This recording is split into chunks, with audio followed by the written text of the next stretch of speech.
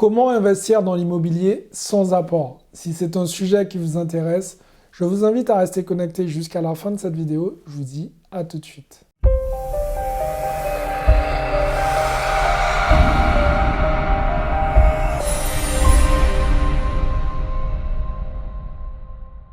Salut à tous, je suis Xavier Prétérite, je suis l'auteur de 2 livres à succès, le livre Carvé Parking et le livre Devenir libre financièrement grâce aux immeubles de rapport. Aujourd'hui, nous allons voir comment investir dans l'immobilier sans apport. Mais avant tout, je t'invite, toi qui regardes cette vidéo, à t'abonner à ma chaîne YouTube si ce n'est pas fait, tout simplement pour rejoindre la communauté des milliers d'entrepreneurs qui investissent en masse. Et maintenant, c'est parti.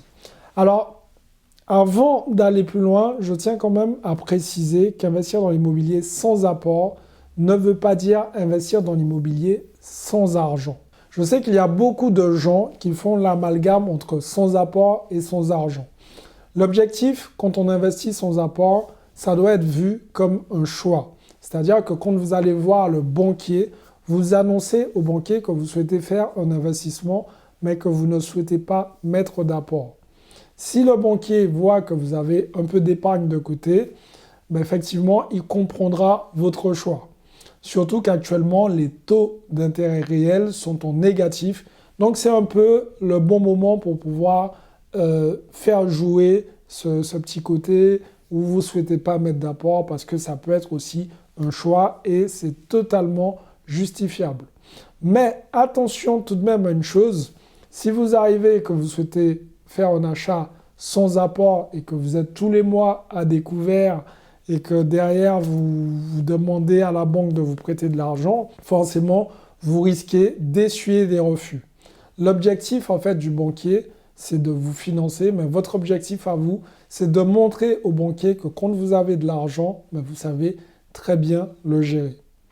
Faites attention à une chose, et ça on le voit régulièrement, il y a des personnes qui viennent avec de très bons salaires, qui touchent voire 5, 6, 7 000 euros, mais derrière dépensent 8 000 euros par mois. Et là, ça pose problème. Effectivement, même si vous touchez 7 000 euros par mois et que vous en dépensez 8 000, la banque ne va pas vous passer 200 ou 300, voire plusieurs milliers d'euros. Ça n'a aucun intérêt. Parce que le banquier va se dire, attention, cette personne n'arrive pas à gérer ses 7 000 euros. Alors pourquoi je vais lui passer 400 000 euros si elle n'arrive déjà pas à gérer 7 000 euros. Vous comprenez un peu la logique? Le banquier, vous devez vous mettre à sa place. C'est comme si vous avez 2 amis.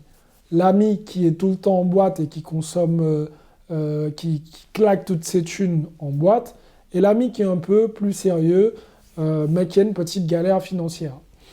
Les deux ont un problème financier. À qui vous allez prêter de l'argent?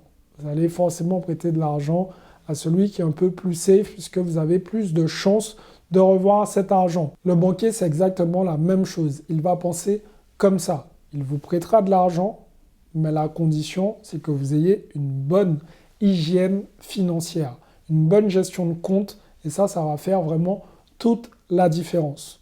Donc voilà les amis, quand vous souhaitez investir sans apport, pensez à ce premier point, ayez de l'épargne de côté, et vous précisez bien au banquier que c'est un choix personnel et que vous ne souhaitez pas mettre cette épargne.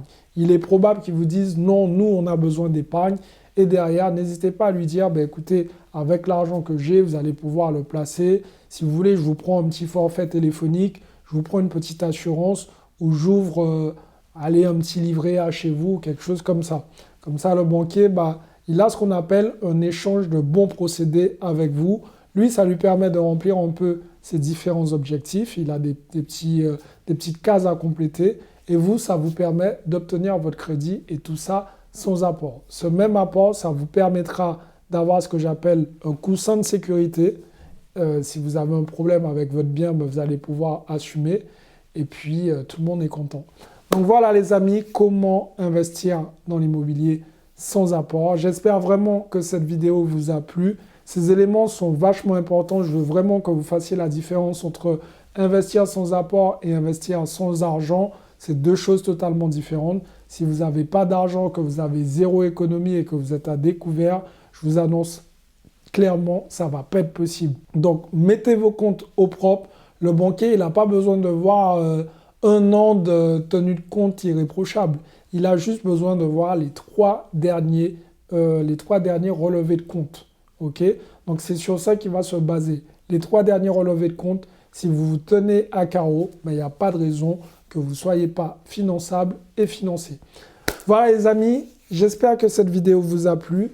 Si c'est le cas, mettez-moi un like, partagez cette vidéo autour de vous, abonnez-vous à la chaîne pour rejoindre ces milliers d'entrepreneurs. Je vous invite aussi à aller dans la description pour ceux qui n'ont pas encore fait, qui n'ont pas encore franchi le cap. Je vous ai laissé la formation Réussir son premier investissement locatif étape par étape. Et tout ça, c'est là, c'est fait pour vous. C'est pour vous aider à passer au niveau supérieur. Tout est dans la description.